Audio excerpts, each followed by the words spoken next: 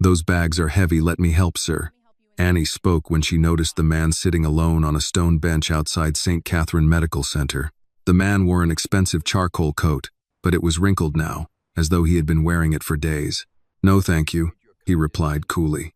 "I do not need any help. I can take care of myself." Annie hesitated. She did not want to bother him. But she could not ignore the way his hand was gripping his knee, or the way he seemed almost afraid to move his left leg. "Yes, sir," she said gently. "I understand. But your leg does not look very steady. And those 2 bags seem quite heavy. May I carry them inside the hospital for you?" The man's expression immediately tightened. "My leg is none of your concern." "No, sir. I did not mean to intrude." Annie kept her voice calm. "I only noticed that you tried to stand up twice and had to sit back down." A flicker of embarrassment crossed his eyes, but a second later, he hid it behind irritation. Up close, Annie noticed the dark circles beneath his eyes from lack of sleep. One button of his shirt collar was undone. His face carried the kind of exhaustion she had seen many times in the cancer treatment unit, the exhaustion of family members who kept trying to appear strong beside someone they loved, even when they themselves were close to collapsing. The man braced both hands on the edge of the bench. "Young lady," he said, "I appreciate your good intentions, but I already told you. I can manage on my own." He grabbed both shopping bags and forced himself to stand. For 1 second, he held steady. Then his left leg began to tremble. His body swayed, and he dropped heavily back onto the stone bench, a sharp breath escaping him. One of the paper bags tipped sideways, nearly sending the bouquet of daisies sliding onto the damp concrete. Annie immediately took half a step forward, then stopped. She knew that some people in pain still did not want to be touched unless they gave permission. "Sir," she said softly, "you almost fell." He turned his face away. "I am not trying to embarrass you," Annie continued. "But if you keep carrying both bags while your leg is that weak, you could get hurt. Please let me carry just one of them." The man suddenly turned toward her. "I said I do not need your help." His voice rose loudly enough that several people walking toward the hospital entrance turned to look. Annie froze. For a few seconds, she could not speak. Heat rushed into her cheeks, not from anger, but from humiliation. She had only wanted to help someone who seemed to be struggling. She had never imagined her kindness would make him feel so offended. An elderly couple walking nearby suddenly stopped. The silver-haired woman, wearing a dark red wool coat, looked from Annie to the man on the bench with clear disapproval. "You do not need to speak to that girl that way," she said. "She was only offering to help you." The man on the bench stiffened. "This does not concern you." Her husband frowned at once. "It becomes our concern when you shout at a young girl in front of everyone simply because she does not want to watch you fall while carrying those bags." Annie wished the ground would open beneath her feet and swallow her whole. She did not want anyone defending her in a way that made the situation even louder. More than anything, she did not want the man to think she had been trying to attract attention. "It is all right," Annie said quickly. "Really?" He said, "No, I understand." The older woman looked at her with sympathy. But before she could say anything more, another man approached from near the hospital entrance. He wore a visitor badge on his coat and held a steaming cup of coffee in one hand. After slowly looking Annie up and down, he curled his lip and turned toward the man seated on the bench. "You should be careful," the stranger said. "Girls like that tend to hang around hospitals looking for vulnerable people." Annie went still. The man continued, his voice openly cruel. "Did you think he looked wealthy? So you offered to carry his bags and planned to ask for money afterward?" Annie's cheeks burned. She gripped the strap of her backpack so tightly that her fingertips turned white. "I never asked him for anything," she said. The stranger gave a quiet laugh. "Not yet," the silver-haired woman gasped. "How dare you speak to her that way? The girl was only trying to help a man who could barely stand." The stranger shrugged. "I'm only saying what everyone knows. Hospitals are full of people who take advantage of families when they are vulnerable." Annie lowered her eyes.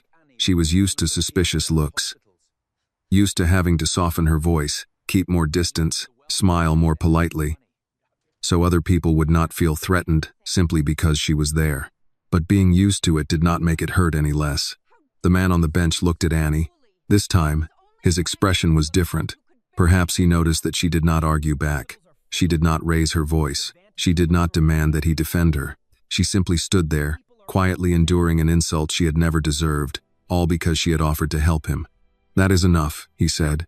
The stranger turned toward him, surprised. "I was only trying to help you." "No," the seated man replied, his voice low but cold. "You just insulted her. Leave." The stranger stammered. "But I did not ask what you thought. I told you to leave." His tone had changed completely. It no longer carried the irritation of a man in pain. It was the voice of someone accustomed to giving orders and not being challenged. The stranger looked at him once more, muttered something under his breath, then turned and walked toward the parking lot. The elderly couple lingered for another moment. "Are you all right, sweetheart?" the woman asked Annie. Annie nodded, trying to offer a polite smile. "Yes, ma'am, thank you." Her husband looked toward the man still sitting on the stone bench. "You might try saying something to the girl yourself." With that, the couple turned and entered the hospital. The space outside the entrance fell quiet again, filled only with the soft sound of rain and the distant noise of passing cars. Annie stood still for a few seconds, both hands gripping the strap of her backpack. "I am sorry this became uncomfortable," she said. "I will leave now." She turned and began walking along the paved path that curved toward the bus stop. On either side of the walkway, bare trees had been wrapped in small lights for the holiday season. After dark, the place would probably look beautiful, but at that moment, Annie only wanted to leave as quickly as possible. "Come on, Annie," she whispered to herself. "He said he does not need help. Leave him alone." She tried to believe it. Adults had the right to refuse help. Not everyone who was struggling wanted a stranger stepping into their problems. But behind her, she suddenly heard the rough scrape of a paper bag against the stone bench. Annie stopped. She turned around. The man had tried to stand again. He had managed only a few short steps away from the bench.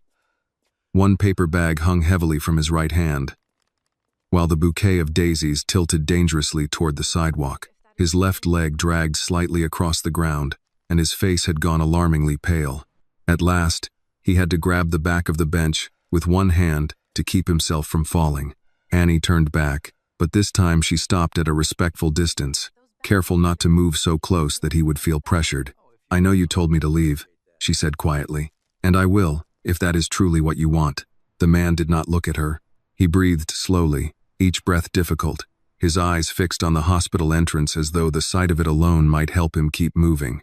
Annie continued, "But I can carry one bag without asking questions, without drawing attention, and without making this uncomfortable for you."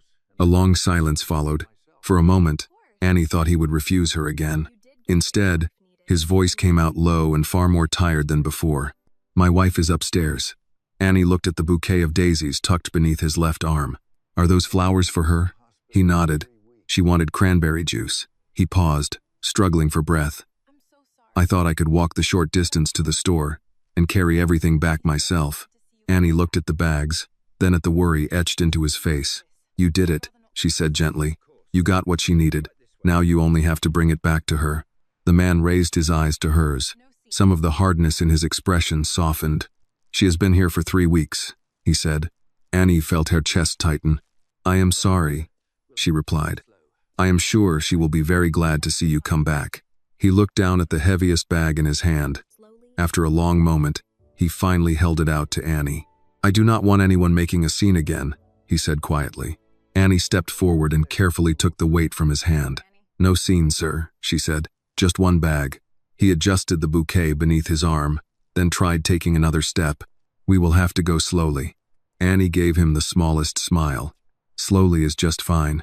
Together, they made their way toward the entrance of St. Catherine Medical Center. Annie walked on the side of his weaker leg, carrying the heavy bag, but she did not touch him or try to steady him when he had not asked her to. She simply slowed her pace enough for him to know he did not have to hurry, and that there was no shame in the difficulty of each step. The heavy bag tugged against Annie's hip, far heavier than she had expected. With every step, the cans of soup inside knocked softly together, mingling with the sound of a bottle of juice tapping against a flat package that looked like a book or magazine. Beside her, the man held the lighter bag close to his chest. He used the front of his coat to shield the yellow daisies from the wind, handling them with such care that the delicate flowers seemed to be the most important thing he was bringing back. For the first few yards, neither of them spoke. Annie quietly matched her pace to his without making it obvious. His right foot landed firmly enough, but each step with his left leg was shorter and more cautious, as though putting weight on it sent pain through his entire body. When they reached the large glass doors of the hospital, the man suddenly stopped. "I owe you an apology." Annie turned to look at him. "You do not have to do that, sir." "Yes, I do."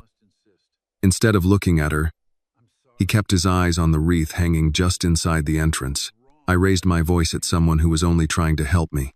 Then I stood there while another man said things to you that he had no right to say. But you told him to stop. After he had already said them, his voice lowered. The shame in it was so sincere that Annie did not know how to respond. The automatic doors slid open, bringing with them a wave of warm air and the smell of freshly brewed coffee from the small stand in the lobby. A volunteer at the information desk looked up and gave them a polite smile as they entered. Annie noticed that the man immediately straightened his back, not because his pain had eased, but because the hospital lobby was crowded and he did not want anyone else to see him looking weak. She shifted the heavy bag to her other hip. "People often say things because they think they understand someone after one look," Annie said quietly. The man turned to her. "Does that happen to you often?" Annie gave a small shrug. "Often enough for me to know when arguing will not change anything." He was silent for a moment, as though weighing every word she had just said. "That is a lesson a young woman like you should never have had to learn so early." Annie did not answer. She simply kept her eyes forward and tried to hold a gentle smile on her face. There were some hurts she had learned to carry without explaining them. They walked a few more steps through the lobby. "You missed your bus," the man said. "I will catch the next one." "You say that as though standing outside in this weather is nothing." Annie gave a soft laugh. "This is Cleveland, sir. Complaining will not make the buses run any faster." A quiet laugh escaped him unexpectedly. This time, he did not try to hold it back. "You are right." The tension between them softened a little. They walked a short distance farther before he spoke again. "Why did you choose nursing?" Annie glanced at him, the corner of her mouth lifting. "Do you ask that of everyone who helps you carry your groceries?" "Only the ones wearing hospital intern badges who refuse to let a stranger fall right outside the entrance." This time, Annie truly smiled. "My mother works in a nursing home," she said. "She is a nursing assistant." Growing up, I heard her tell stories about elderly people who had no visitors at Christmas, about people who saved half a cookie because food did not taste the way it used to, about people who could still remember songs from 60 years ago, but could not remember what day it was. The man nodded slowly. "That sounds like very hard work." "It is, very hard." Annie looked down at the bag in her hand. "But my mother always says there are worse things in life than being tired because you helped someone." The man looked toward the elevators at the far end of the lobby. "Your mother sounds like a very practical woman." "Yes, sir," Annie smiled. "And very stubborn, too. Perhaps that runs in the family." Annie turned to look at him, then laughed when she realized he was teasing her. They reached the elevators. Since both of Annie's hands were occupied with the bag, she pressed the up button with her elbow. As they waited, she looked up at the glowing numbers above the doors. A soft chime sounded. The elevator doors opened.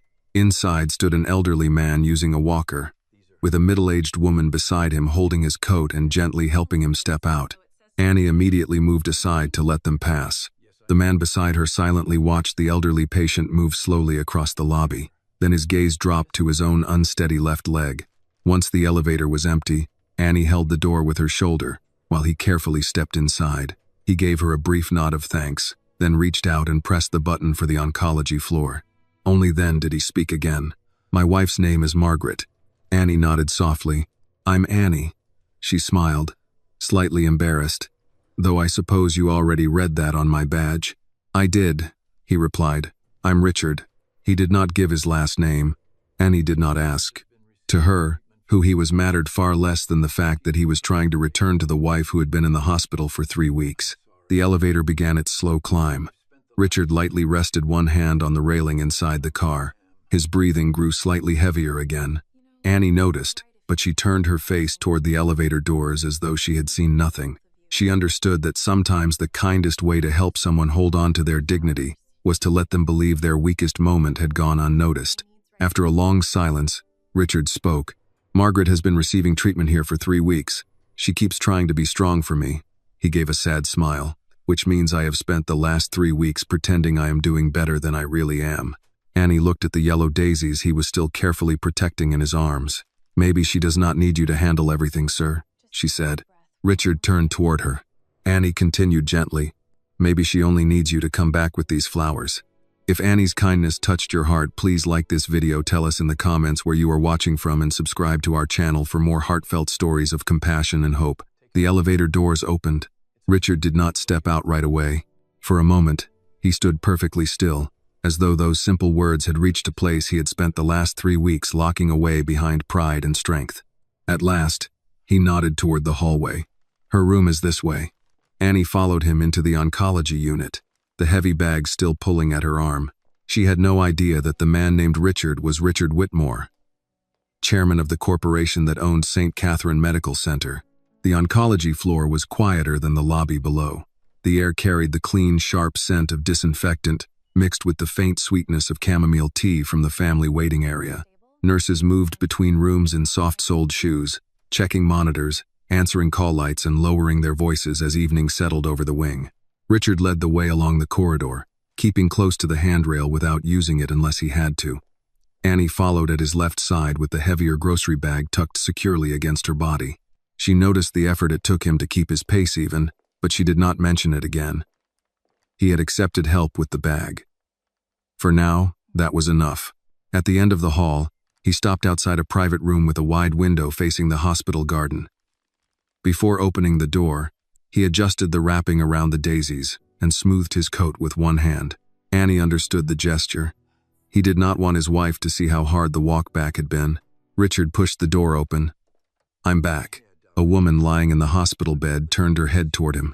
She wore a cream-colored knit cap and a soft blue cardigan over her gown. Her face was pale, but her eyes were alert and amused in a way that made the room feel less clinical. "You were gone long enough that I began to wonder whether you had bought the store," she said.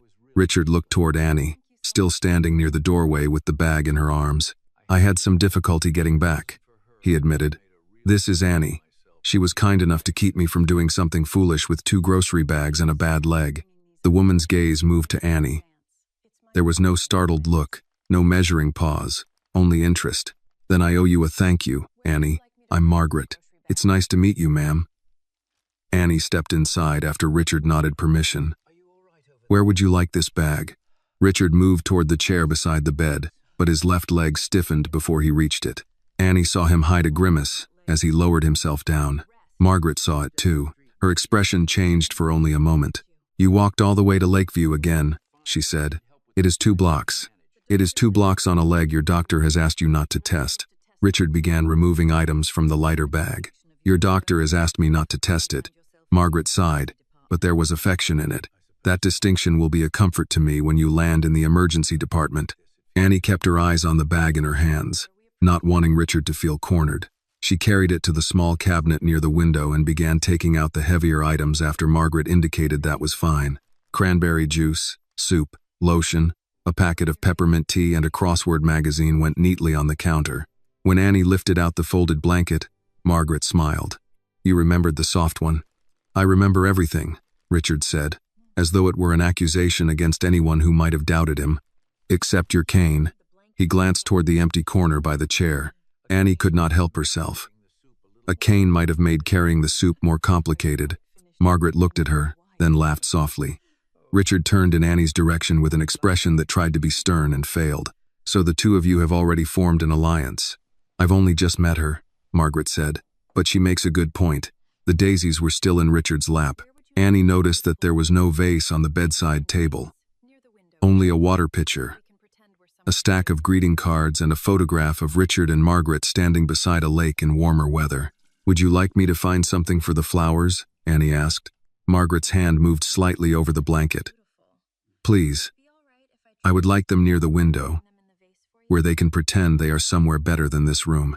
Annie found a glass vase in the cabinet beneath the sink, filled it with water, and set it on the counter. The hospital safety scissors were stored with disposable supplies, but she paused before touching them. "Would it be all right if I trimmed the stems?" Margaret nodded. "You are very considerate to ask."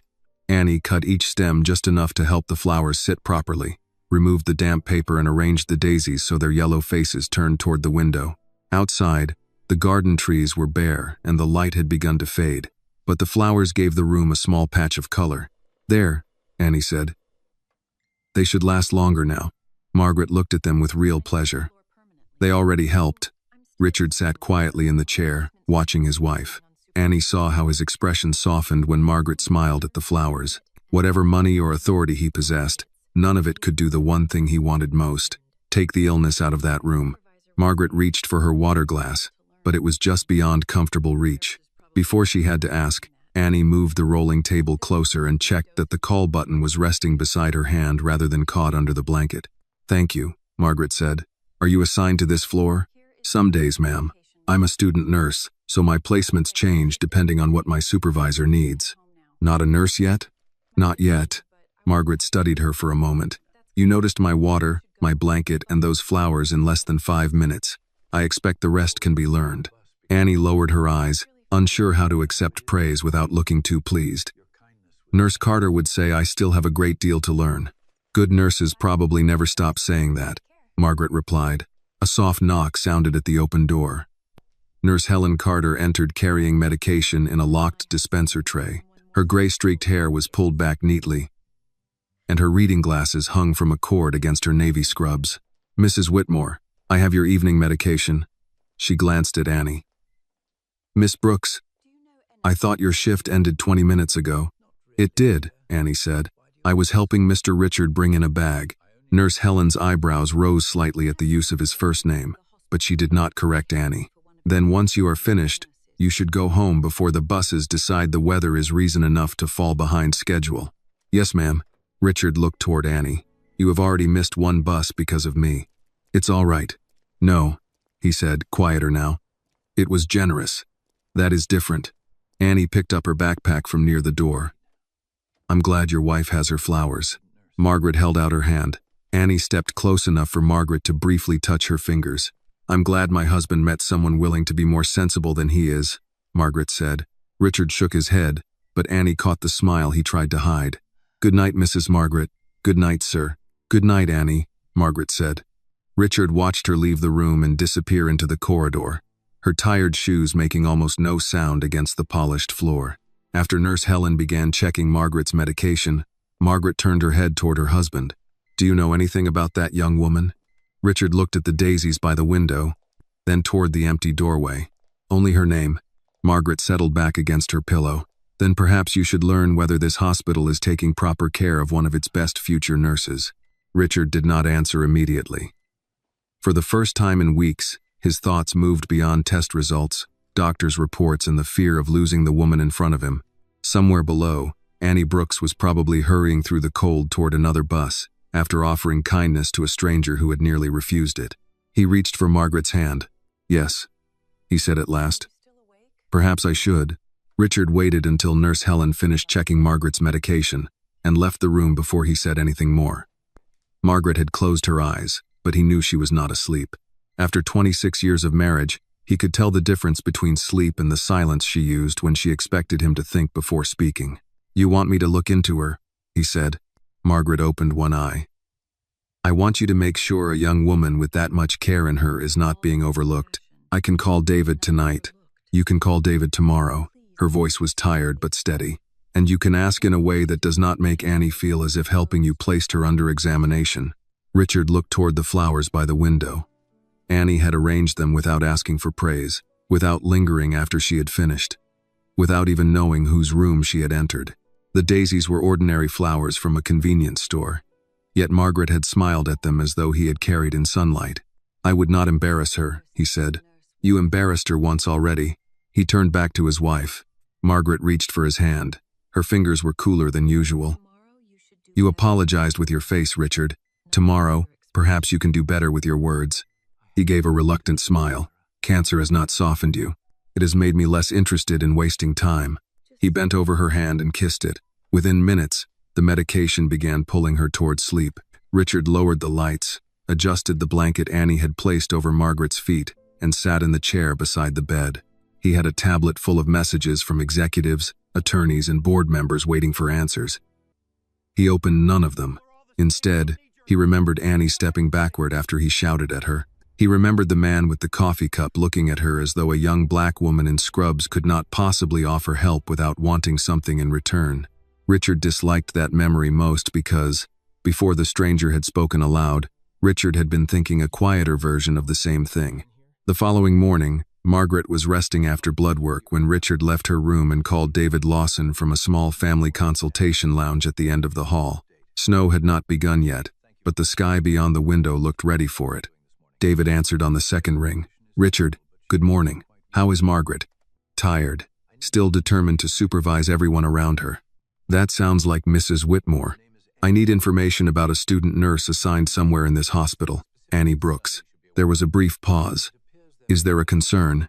"That depends on what you mean by concern." "She helped me last night when I was having trouble walking back from Lakeview Market." Later, she was kind to Margaret. "I would like to know who supervises her and whether her work is being properly recognized. I can have her full placement file sent to you." "No." Richard's answer came too quickly, and he softened his tone. "No personal information beyond what is appropriate.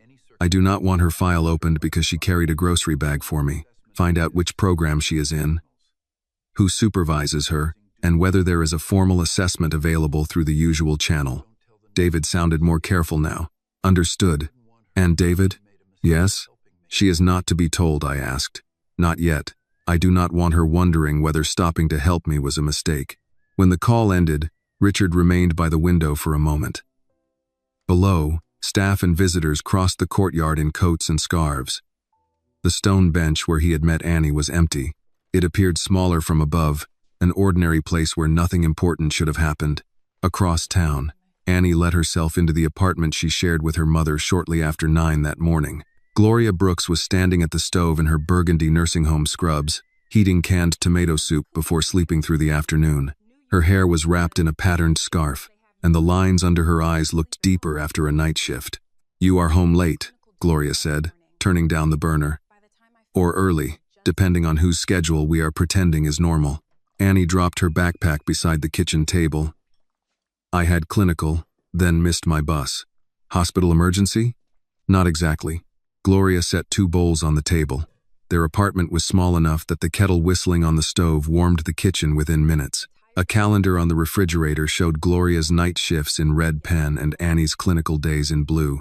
Beside it, a graduation photograph of Annie had been held up by the same magnet since spring. Annie tore a slice of toast in half and told her mother about the man outside the hospital.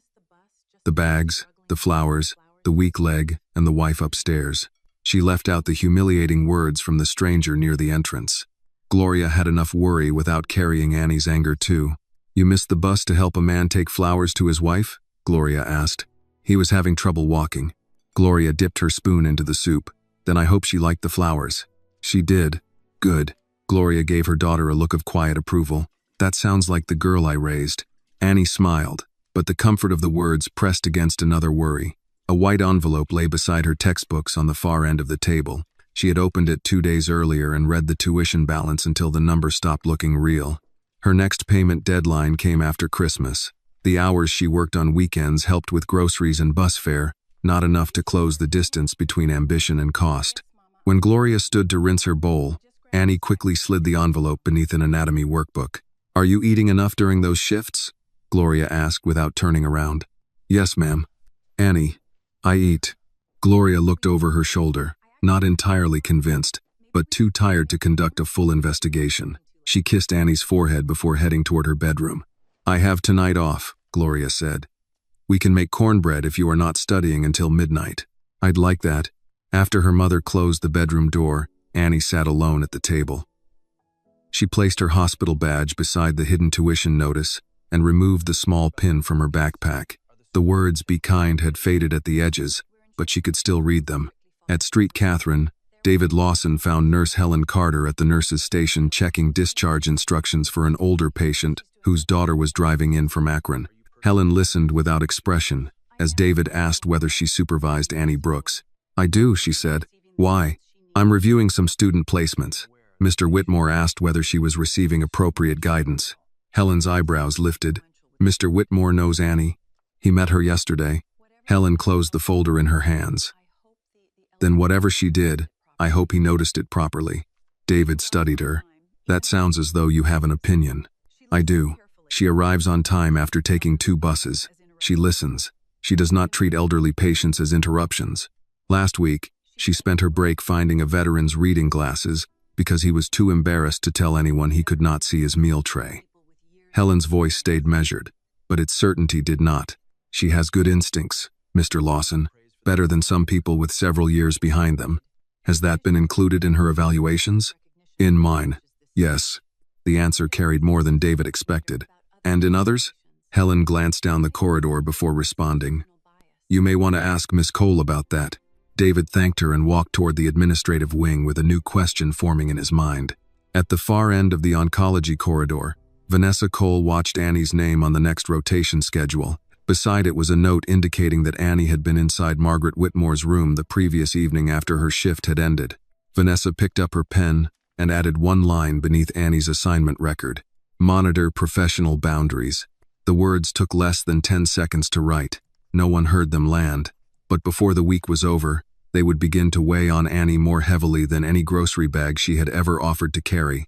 By Thursday afternoon, the hospital had taken on the peculiar restlessness that came before a holiday. Families arrived carrying foil-covered dishes that nurses gently reminded them could not always be shared with patients. A volunteer group placed paper leaves on a bulletin board, each one bearing something a patient said they were thankful for. Near the elevators, a man in a Cleveland Browns cap argued affectionately with his sister about whether their father needed another blanket. Annie arrived for her clinical shift 10 minutes early, as usual. She had slept only a few hours after breakfast with her mother, then studied medication calculations until it was time to return. Her feet were still sore, but she had changed the insoles in her shoes and packed a peanut butter sandwich so Gloria would not ask whether she had eaten. Nurse Helen handed Annie her assignment sheet at the station. You'll assist with vitals in rooms 18 through 24, help Mrs. Grady with ambulation after lunch, and check whether Mr. Collins has found his glasses again. Annie smiled. He put them in his robe pocket yesterday. He may have discovered a more creative hiding place today. Helen lowered her voice. Mrs. Whitmore asked whether you were working. Annie hesitated. Did I do something wrong? No. Helen studied her for a second. She remembers kindness. Do not look so worried when someone appreciates you. Annie nodded and began her rounds. Mrs. Grady was an older woman recovering from surgery, who insisted she had been walking without assistance since before Annie's mother was born. Annie did not argue. She brought the walker, secured the belt as Helen had shown her, and said, I believe you can walk, ma'am. My job is only to make sure the floor doesn't win if it tries anything. Mrs. Grady laughed and let Annie accompany her down the hall. Mr. Collins had, in fact, lost his glasses again. Annie found them folded inside the sleeve of his cardigan. When she returned them, he examined her badge and said, You're the one who found them last time, aren't you? I may be developing a specialty. Better than some doctors I've met, he said, putting them on. At least you solved the problem before charging me. By late afternoon, Annie carried a fresh water pitcher to Margaret's room under Nurse Helen's instruction. She paused at the open door before entering. Richard sat in the chair beside the bed reading aloud from the crossword magazine he had bought, although Margaret was correcting more answers than he was supplying. 6 letters, Richard said. A lake fish. Perch, Margaret answered. That was too fast. I spent 20 years teaching teenagers. I learned to finish things before someone interrupted me. Annie tapped lightly on the doorframe. Excuse me, Mrs. Margaret. Nurse Carter asked me to bring fresh water and check whether you need anything before dinner trays come up. Margaret's face brightened. Annie, come in. Richard closed the magazine and rose slightly before remembering his leg. He settled back into the chair with less discomfort than before, though Annie noticed his cane now leaned against the wall beside him. You brought reinforcements today, she said, glancing at it. Richard followed her eyes. My wife has been unbearable on the subject. Margaret lifted one hand. Alive and unbearable. You should count yourself fortunate. I do, he said, and the simple reply changed the room for a moment. Annie replaced the pitcher and poured a fresh glass for Margaret. The daisies by the window were beginning to open fully, yellow petals spreading toward the weak light. One stem had slipped sideways against the rim of the vase. Annie adjusted it without thinking. Margaret watched her. You have a way of putting things back where they belong. It's easier with flowers than with people, Annie said. That is a wise answer for someone so young. Richard looked at Annie. Have you always wanted to do this work? Annie checked that Margaret's call button was within reach. Not always. When I was little, I wanted to drive a city bus because I liked pulling the cord before my stop. Margaret smiled. A respectable ambition. Then I started seeing the way my mother cared for people at the nursing home. She would come home tired, but she could still remember which resident liked Motown and which one would only eat oatmeal with brown sugar. I think I began wanting to understand that kind of work. You already do, Margaret said. Annie was spared the need to answer when a soft cough came from the doorway. Vanessa Cole stood there holding a clipboard against her navy dress. Her smile was professional, but Annie felt her shoulders tighten before Vanessa said a word. Miss Brooks, may I speak with you outside? Yes, ma'am. Annie stepped into the hall. Vanessa walked far enough from Margaret's room that their conversation could not be easily overheard, but not far enough for Annie to mistake it for casual advice. You have spent considerable time with Mrs. Whitmore this week. I was asked to bring her water just now. Nurse Carter assigned me. I am aware of what was written on the task sheet. Vanessa's eyes flicked toward the room. There is a difference between completing an assignment and making yourself memorable. Annie stared at her. I'm sorry. I don't understand. Mrs. Whitmore is not an ordinary placement opportunity. Her family is important to this institution. Students are expected to maintain appropriate boundaries. I changed her water and adjusted her flowers. You also entered her room after your shift earlier this week. I was helping her husband carry groceries. He was having trouble walking. Vanessa's mouth flattened slightly. And you just happened to meet him? Annie felt the same heat in her face that she had felt in the courtyard when the stranger accused her of looking for money. Yes, she said. I happened to see someone who needed help. Vanessa lowered her voice. You are here to learn, Annie. You have promise. But promise is not enough if people begin questioning your judgment. Be careful that your eagerness is not misunderstood. Misunderstood by whom? Vanessa held her gaze for a moment. That depends on the choices you make. She turned and walked toward the administrative offices, leaving Annie beside a cart of folded blankets with her hands clenched at her sides. Nurse Helen found her there a minute later. What happened? Nothing, Annie said too quickly. Miss Cole was reminding me about boundaries. Helen looked toward the office corridor, then back at Annie. Did she say you crossed one? No, ma'am. Then do your work well and do not apologize for work you have done properly.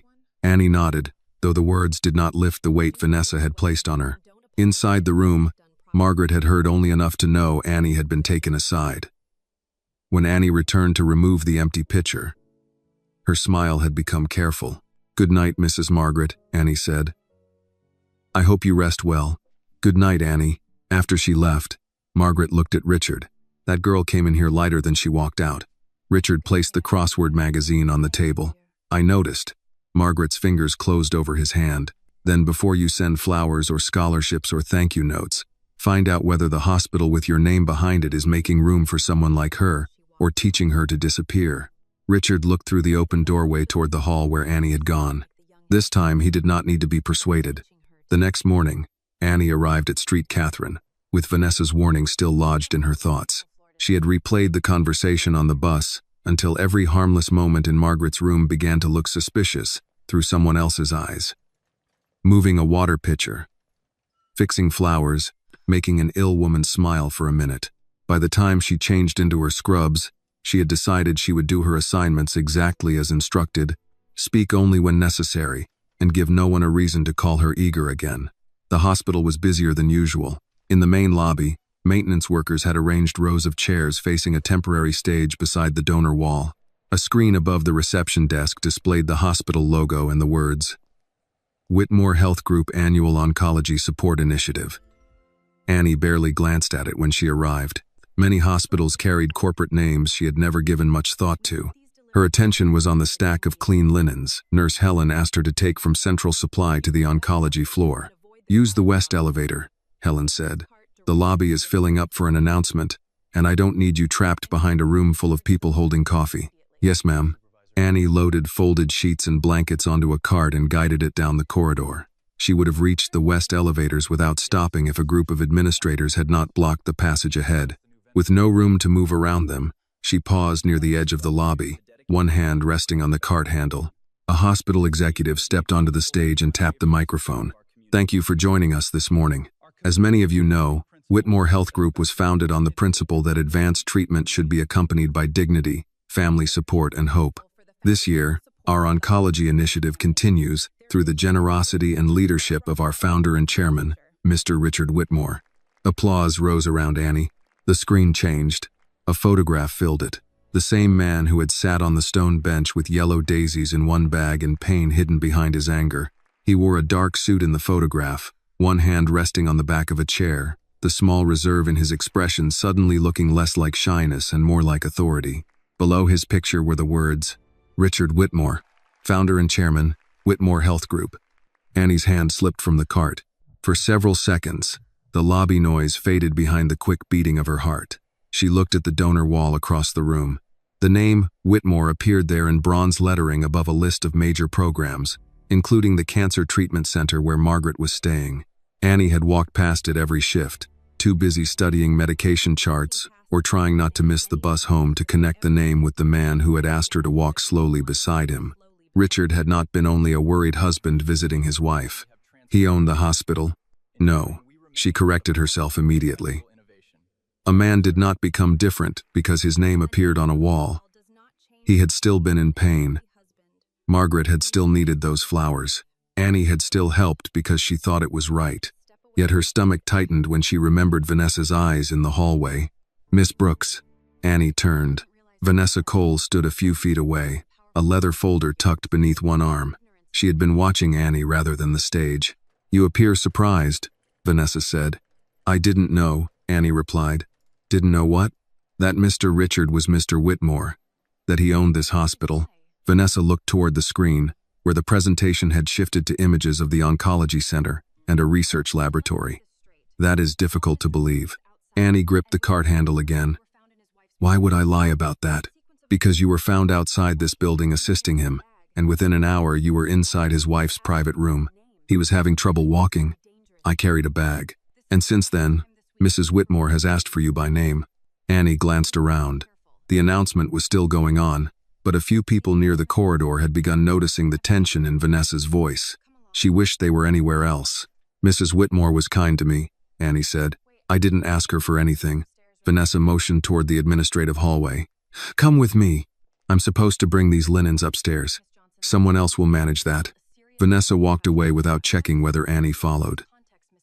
After a second, Annie left the cart beside the wall and went after her. The small office Vanessa used for student placements had no windows. A framed certificate hung over the desk beside a printed poster about professional conduct. Vanessa closed the door but did not offer Annie a seat. When did you first learn who Mr. Whitmore was? She asked. Just now, in the lobby. You expect me to accept that you never noticed his name? He told me his name was Richard. His wife said Mrs. Whitmore. But I didn't know the hospital belonged to their family. You are training in a Whitmore facility. I'm training at Street Catherine. I came here to learn nursing, not study the donor wall. Vanessa drew a slow breath, as though Annie were making the conversation harder than necessary. Did you tell Mr. Whitmore about your financial situation? No. Your tuition? No. Your scholarship application? Annie's chest tightened. No. How do you know about that? It is included in program records. I never mentioned it to him or his wife. Did you tell them about your mother? I said she works in elder care. Mrs. Whitmore asked why I wanted to become a nurse. So there were personal conversations. She was a patient talking to someone in her room. I answered her question. Vanessa sat behind her desk and folded her hands. Annie, this hospital serves families in vulnerable moments. When a student forms a special connection with an influential patient or relative, it raises questions. Annie stared at her. Special connection? I carried groceries. I changed water. I fixed flowers. You made yourself memorable. The words were the same as yesterday, but now Annie understood their full weight. Vanessa was not concerned about anything Annie had done wrong. She was concerned that a girl like Annie had been noticed by people Vanessa considered important. Annie swallowed. Would we be having this conversation if I had helped any other visitor? Vanessa's expression cooled. We are having this conversation because professional judgment matters. Mine or yours? For the first time, Vanessa looked genuinely offended. You would be wise to watch your tone. Annie lowered her eyes, not because Vanessa deserved surrender, but because one wrong sentence could cost her the placement she had worked for. Vanessa opened a folder. Until this matter is reviewed, you will no longer be assigned to the oncology floor. You will report to supply coordination and assist with inventory tasks. Annie's throat went dry. Am I being disciplined? I am preventing a situation from becoming more complicated. I haven't done anything. Then you should have nothing to worry about. Annie wanted to ask why innocence felt so much like punishment. Instead, she nodded once and left the office. In the corridor, the lobby announcement ended with another round of applause. On the screen, Richard Whitmore's photograph remained above words about dignity and care. Annie stood beside the abandoned linen cart, looking at his face until the image blurred. Then she lowered her head and pushed the cart toward an elevator that would no longer take her to Margaret's floor. The supply department sat 2 levels below the oncology floor, past the cafeteria loading entrance and a corridor where the walls were painted the same beige as old filing cabinets. Annie had never noticed how little daylight reached that part of the hospital. There were no windows, no family photographs taped beside patient beds, no voices asking whether water could be warmed or a pillow adjusted. Only shelves, cardboard boxes, and the steady beep of a scanner as she counted sterile gloves, saline flushes, and dressing kits. A supervisor named Mr. Patel showed her the inventory tablet without asking why she had been sent down. Boxes marked blue go on the second shelf. Red labels stay in the locked cabinet. If the count is wrong, enter it here and do not try to correct the record yourself. Yes, sir. You may take your break at 1. Annie thanked him and began sorting boxes. She told herself work was work. Every hospital needed supplies organized correctly. A missing catheter kit or a mislabeled package could affect a patient as surely as an overlooked call light. There was no shame in the task. The shame came from knowing she had not been sent there to learn it. She had been removed from patients because Vanessa had decided kindness looked suspicious on her.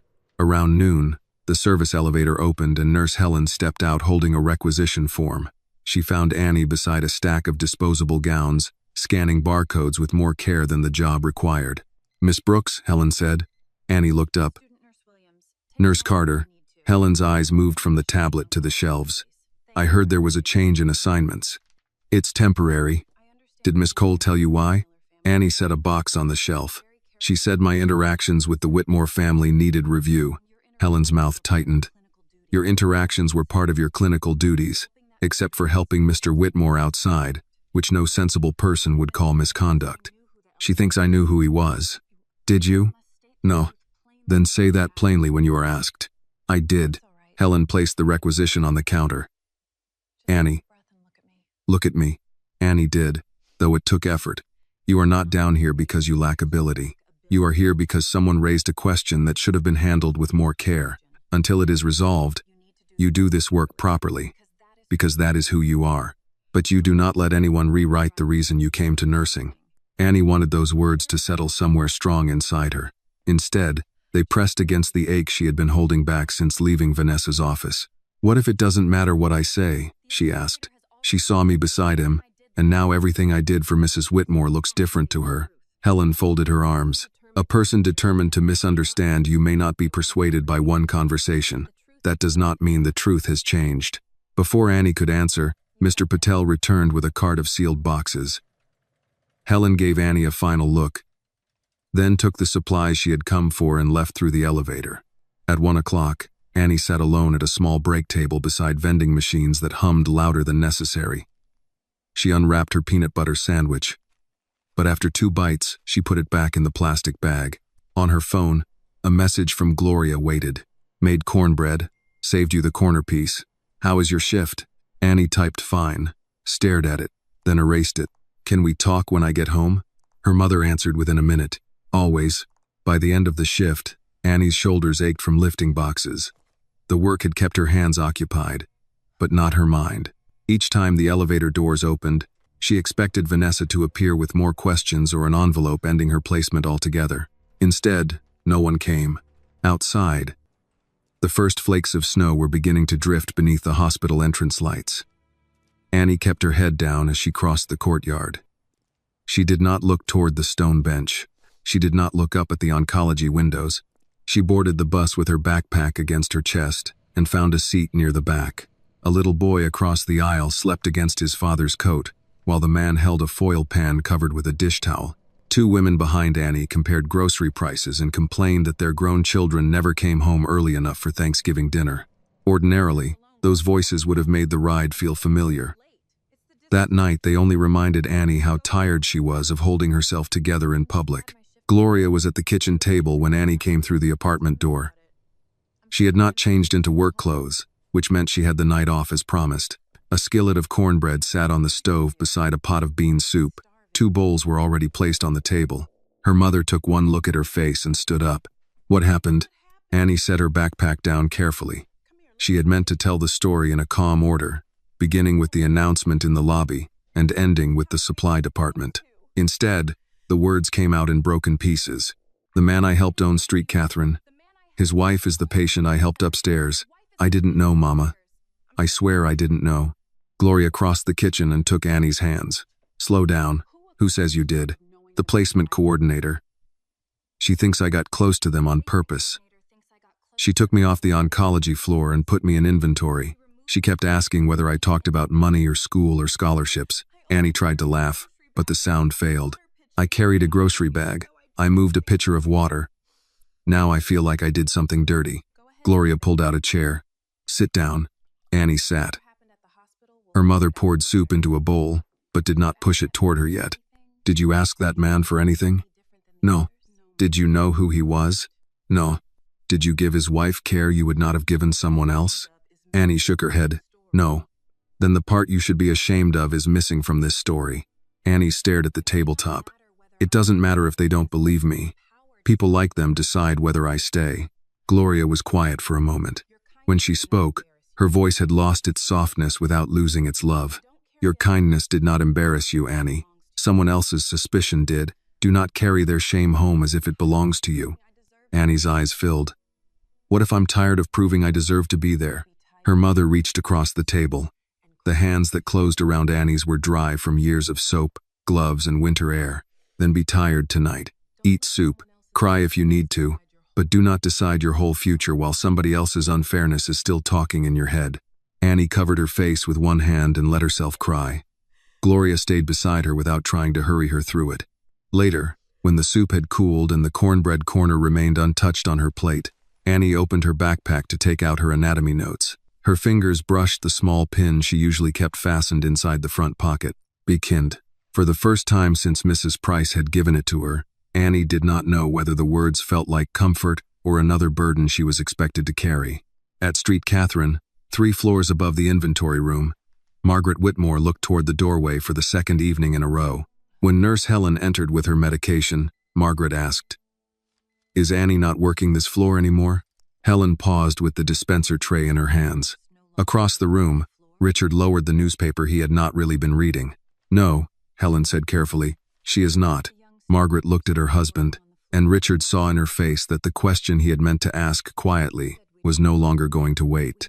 Nurse Helen set the medication tray on the rolling table and checked Margaret's identification band before answering.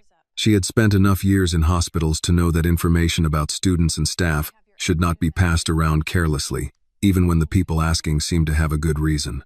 "Annie was reassigned," she said. Margaret's forehead creased. "Reassigned where?" "To supply coordination for the time being." Richard folded the newspaper and placed it beside his chair. "Why?" Helen measured her response. "Mr. Whitmore. I'm her clinical supervisor on this floor. I'm not responsible for administrative decisions." That did not answer the question. "No," Helen said, meeting his eyes. "It did not." Margaret shifted against her pillows. The movement cost her more energy than it should have, and Richard immediately reached to adjust the blanket at her shoulder. "Please tell us what you can," Margaret said. "I'm not asking for gossip. The young woman was here caring for me, and now she is gone."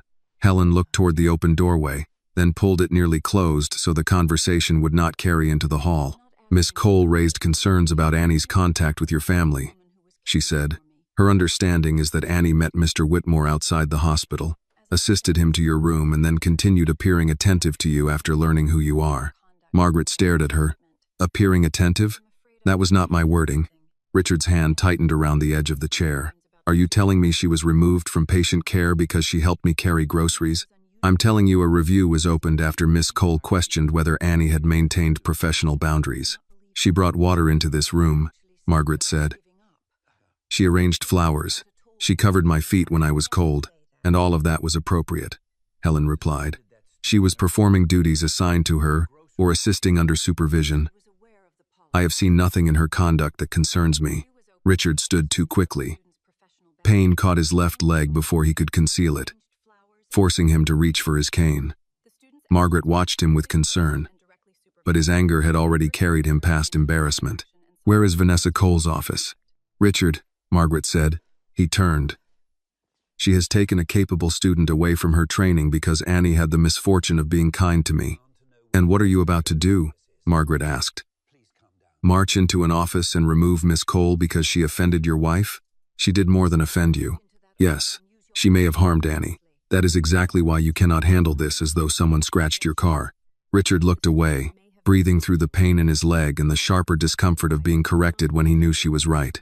Helen said quietly, "Mrs. Whitmore has a point. If you intervene without a formal process, Annie may spend the rest of her training hearing that she was protected because she helped the owner of the hospital." Margaret reached for the glass on her bedside table. Helen moved it closer before she had to strain. "I want Annie treated fairly," Margaret said after taking a sip. "Not favored, not pitied, fairly." Richard lowered himself back into the chair. Outside the room, an overhead announcement requested a transport aid for radiology. A nurse pushed a cart past the door, talking softly to a patient about the snow predicted for the weekend. Ordinary hospital sounds continued around them while something inside Richard settled into a more deliberate shape. "What do you recommend?" he asked Helen. "I recommend that any review include my assessment of Annie's work," Helen said. "I recommend that her assigned duties be examined before anyone suggests she sought access to your family. I also recommend someone ask why a student can be removed from a clinical floor before her direct supervisor is consulted." Richard nodded once. "Thank you." Helen picked up the medication tray. "I should be clear about one more thing. Annie does not know I am speaking to you. I doubt she would ask anyone to intervene on her behalf." "That sounds like her," Margaret said. "It does." Helen paused at the door. "She is a promising student. More important, she is good with people who are frightened. Hospitals need that, even when it does not fit neatly into a checklist." When Helen left, Richard reached for his phone. Margaret raised a hand. "Before you call David, promise me something." "What?" "You do not begin with Annie helping you. Begin with the question of whether this hospital has evaluated her honestly." Richard held the phone but did not unlock it. "She helped me when I behaved badly toward her." "I know. I thought she wanted something." Margaret's face softened, though not enough to spare him the truth. "You were scared. I am sick. Your leg hurts. And too many people know your name before they know you. But fear can make decent people unfair. That does not mean they have to remain unfair." He looked toward the daisies on the windowsill. Their petals had begun to curl at the edges. But Annie had removed the wilted leaves so carefully that the arrangement still brightened the room. "I will do it properly," he said. David Lawson answered Richard's call from his office before the second ring. "How is Margaret today?" "Receiving good care," Richard said. "That is part of why I'm calling." David waited. "I want a formal review of the reassignment of a student nurse named Annie Brooks. Not because she assisted me personally, because her clinical supervisor has stated there was no basis for removing her from patient work without consultation." "Richard, student rotations are normally handled below my level. Then keep the review independent of me. Have Human Resources and the Nursing Education Director handle it. Include Nurse Helen Carter's evaluation, Annie's assignments, Miss Cole's notes, and any policies she claims were at issue." David's tone changed. "Has there been an allegation?" "There has been a suggestion that Annie behaved improperly because she helped me outside the hospital and later treated my wife with care. I want to know whether that suggestion has facts behind it or only assumptions. I'll have the matter opened today. One more thing. Check whether exterior security cameras cover the garden entrance and the bench near the main doors. They may show exactly how Annie and I met." "I understand." "No, David. I hope you do. If a student in this hospital has been punished for offering help to someone who needed it, that is not an inconvenience to manage. It is a failure to correct." After the call, Richard remained silent. Margaret extended her hand, and he took it. "Thank you," she said. "I have not done anything yet. You chose not to make yourself the hero. That is a start. Below them, Annie was finishing a count of surgical dressings in a supply room without windows. She placed each box in its proper space, entered each number accurately, and tried not to think about the patients upstairs whose faces she had begun to remember. When Mr. Patel told her she could leave 5 minutes early because her counts were complete, she thanked him and collected her backpack.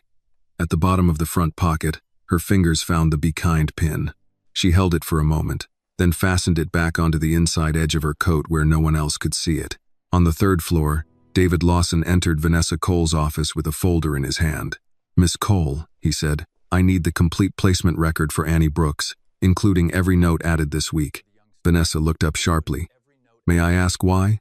"You may," David said, "but first, I need the file." For the first time since sending Annie downstairs, Vanessa understood that the quiet decision she had made in her office was no longer quiet at all. David Lawson did not sit down when Vanessa handed him Annie Brooks's placement file. He remained beside the small conference table in her office, turning each page slowly, while Vanessa watched from behind her desk. "There is very little here to review," she said. "I made a temporary reassignment to protect a student and the hospital from a potentially uncomfortable situation." David reached the note added 3 days earlier. "Monitor professional boundaries." What boundary did she cross? Vanessa folded her hands. She established contact with Mr. Whitmore outside the hospital, accompanied him to his wife's room after her shift, and then became unusually attentive to Mrs. Whitmore. Was she assigned to that floor? Yes, but was she instructed to assist Mrs. Whitmore during any of those interactions? Some of them. Did she perform a task outside the scope of a student nurse? Vanessa's pause lasted longer this time. "Not that I am aware of." David closed the folder. "Then what exactly did you review before removing her from clinical work?" "I spoke with her, and she admitted she carried Mr. Whitmore's groceries and spoke personally with Mrs. Whitmore." David looked at her without expression. A student nurse spoke warmly to a patient. She did not know Mrs. Whitmore was just any patient. Mrs. Whitmore is not just any patient to her husband. To a student nurse, she is entitled to the same attention and dignity as everyone else on that floor. Vanessa shifted in her chair. "You are making this sound harsher than it was intended. I am reading what you wrote and comparing it with what you can support." He placed the file under his arm. "Until this review is complete, do not add further notes to Miss Brooks's record or alter her assignment again without approval from nursing education." Vanessa's expression cooled. "This is because Mr. Whitmore complained. This is because a student was removed from patient care without a documented violation." David opened the door. "If Mr. Whitmore's name forced us to notice that, it does not excuse what happened before we noticed." Across the hospital, Nurse Helen sat in a small administrative room with the director of nursing education and a human resources representative. She had brought her clinical evaluation notes, not trusting memory to carry the full weight of what Annie had done well. "Miss Brooks is early to every shift," Helen said. "Not merely on time. Early. She takes public transportation from East Cleveland, and I have never heard her use that as an excuse for anything." The human resources representative made a note. "Any concerns about boundaries with patients?" "None. She asks permission before touching personal items. She refers requests beyond her training to licensed staff. When she spent extra time with a patient, it was because the patient required comfort or because I directed her to remain there." "Mrs. Whitmore?" "Mrs. Whitmore received water, blanket adjustments, and conversation. If that is inappropriate attention, then we need to close the nursing school." The director almost smiled, but Helen did not. She opened a folder containing patient feedback forms. "Mr. Collins wrote this after Annie found his glasses twice. Mrs. Grady asked that Annie be assigned to walk with her because, in her words, the child lets me keep my pride while keeping me upright." These are not influential patients. They are people she helped before she had any idea anyone important was watching. In a security office near the parking garage, another piece of the review was taking shape. David stood beside the security supervisor while video from the courtyard loaded onto a monitor. The timestamp showed the evening Annie met Richard. The image had no sound, but it did not need much interpretation. Richard appeared first, walking from the direction of Lakeview Market with 2 bags. He reached the stone bench, sat down, and tried twice to rise. Annie crossed the courtyard in scrubs, passed him, then stopped and came back. She stood several feet away, speaking without moving into his space. Richard's posture tightened. He tried to rise again and failed. Then the scene expanded. The older couple stopped after Richard raised his voice. A man holding coffee stepped near them and spoke at length. His body angled toward Annie. Even without audio, Annie's stillness was visible. So was the moment Richard turned sharply toward the man and sent him away. David leaned closer. After Annie walked toward the bus stop, Richard attempted to carry the bags alone. He stumbled against the bench. Annie turned immediately and returned, but again she kept her distance until Richard held one bag toward her. Only then did she take it. The supervisor said, "Do you need a copy preserved?" "Yes. Secure it under review privilege and provide access only to human resources and nursing education until the meeting." David remained in front of the frozen image of Annie accepting the grocery bag. "She was leaving," he said quietly. The supervisor glanced at him. "Sir, her shift was over. She walked away after he refused her. Then she came back because he nearly fell." He did not say what troubled him most. The hospital had not questioned Annie because her behavior was improper. It had questioned her because the person she helped turned out to own the building. That afternoon, Richard sat beside Margaret's bed while David reported what the review had found so far. Margaret had finished a difficult treatment session and looked worn, but she listened without closing her eyes. "The camera confirms Annie did not seek me out," Richard said after David finished. "It confirms more than that," Margaret replied. "It confirms she had a chance to leave after being treated badly, and she still returned." Richard lowered his gaze. "Yes." David opened the next folder. "Nurse Carter's evaluations are excellent. There are also several patient comments praising Annie's care. We found no professional violation." "And the scholarship?" Richard asked. David hesitated. "That is more complicated." Margaret turned her head toward him. "Go on. Miss Brooks applied for a student support scholarship earlier this semester. Her grades and clinical evaluations met the standard. She demonstrated financial need. She did not reach the final round." "Why not?" Richard asked. "The committee weighted recommendation letters from senior physicians and donors. Students who had access to those names scored better, even when their clinical evaluations were not as strong." Richard leaned back in his chair. "So she was passed over because she did not know the right people." "No one wrote it that way." "They rarely do," Margaret said. David placed Annie's file on the bedside table. "There should be a formal meeting before any conclusion is made. Miss Brooks has the right to speak for herself, and Miss Cole has the right to respond." Richard looked at Margaret. "Agreed. Then invite Annie," Margaret said, "and do not tell her she is coming to receive kindness. Tell her she is coming because the truth belongs in the room before any decision does." Downstairs, Annie was finishing another inventory count when her phone vibrated in her locker. The email from nursing education was brief. "Miss Brooks, please report to conference room B at 9 a.m. Monday regarding your clinical placement review." Her stomach dropped. Mr. Patel passed the open doorway and noticed the color leave her face. "Everything all right?" Annie locked the phone screen. "I'm not sure yet." On the bus home, she read the email 3 more times, finding nothing in its wording that offered comfort. By the time she reached the apartment, she had convinced herself the hospital had decided she was too much trouble to keep. Gloria was asleep before her night shift, so Annie did not wake her. She sat alone at the kitchen table, placed the "Be Kind" pin beside her folded hands, and whispered the question she was too ashamed to say to anyone else. What if being good was never enough to make them believe me? Annie did not sleep much that night. Every time she closed her eyes, she saw the same short email from nursing education and heard Vanessa's voice telling her that girls in her position could not afford to look opportunistic. By 6 in the morning, she had stopped pretending sleep might return. She rose quietly, showered, pressed her scrubs and tied back her hair with hands that felt less steady than usual. The kitchen light was already on when she came out of her room. Gloria stood at the counter in her robe, pouring coffee into a travel mug Annie recognized as her own. Beside it sat a paper bag folded neatly at the top.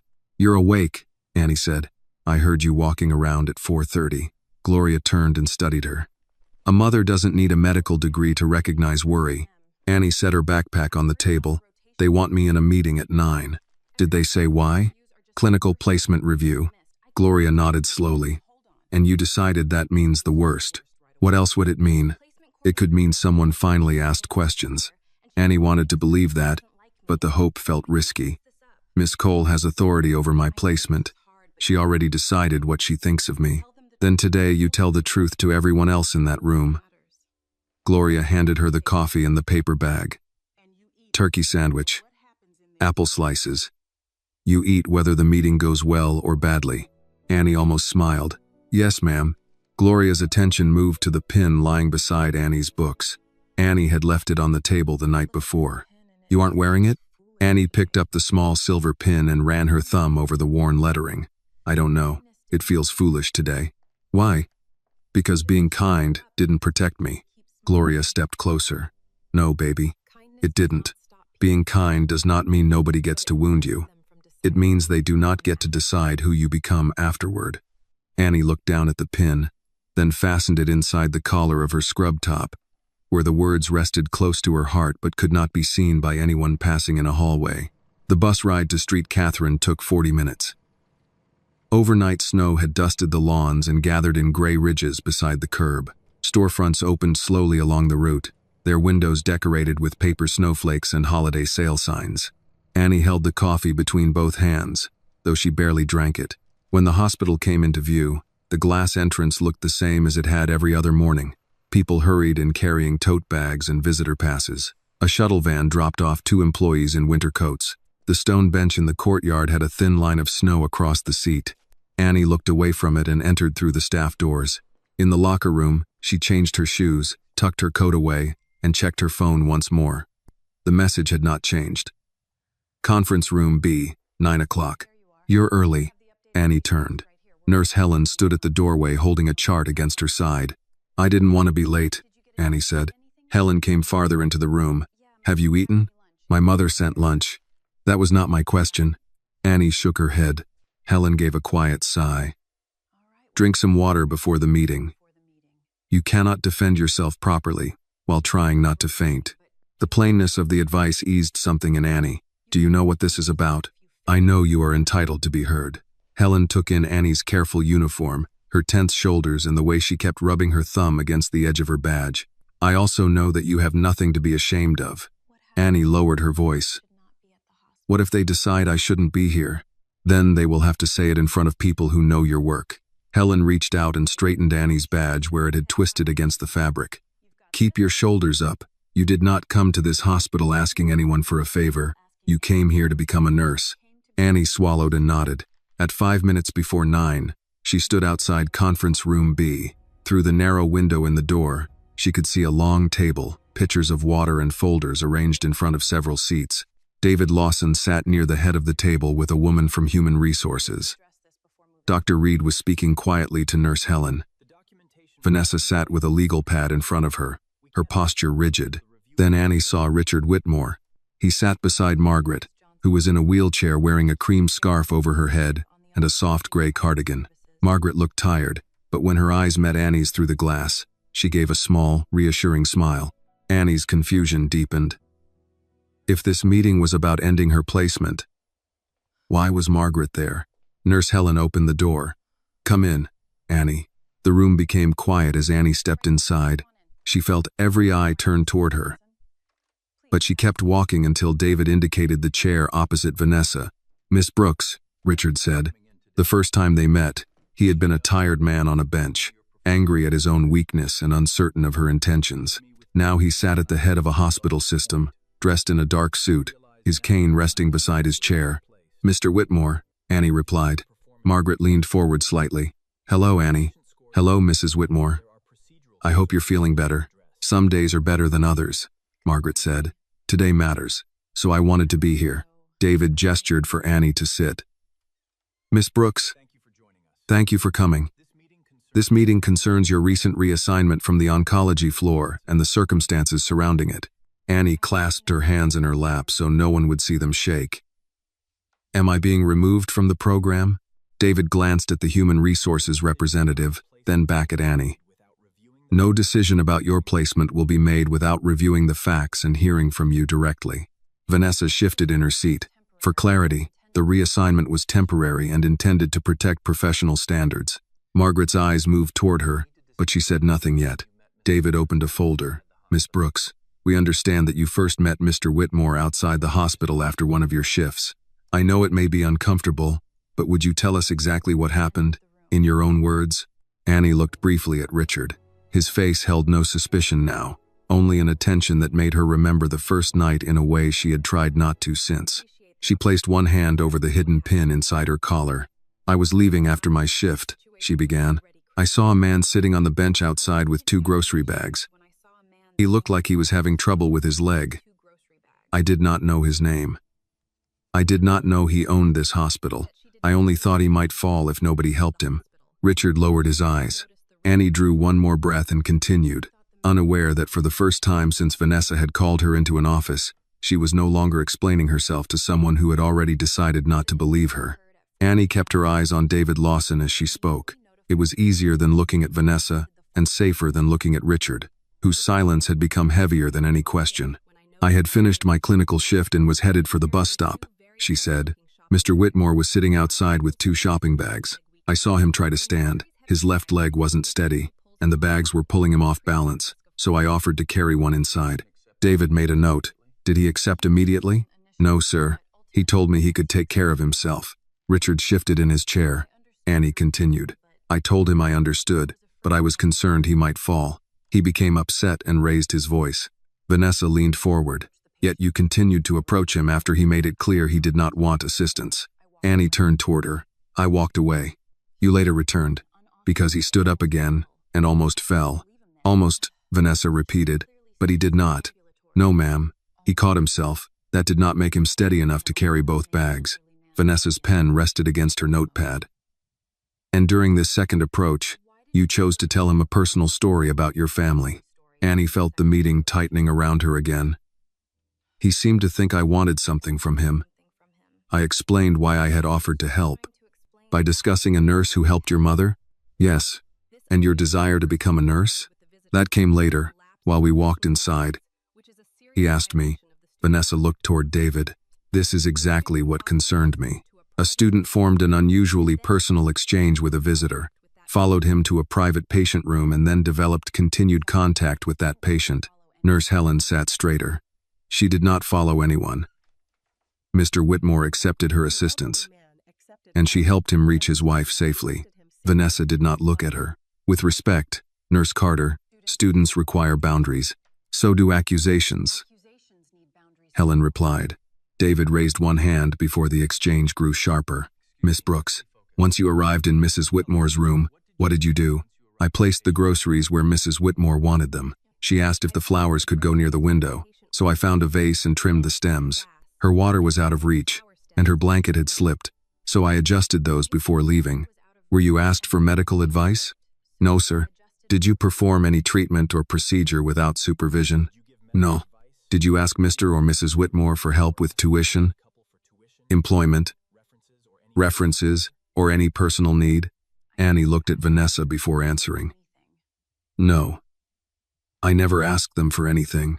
Margaret had been listening with both hands resting in her lap.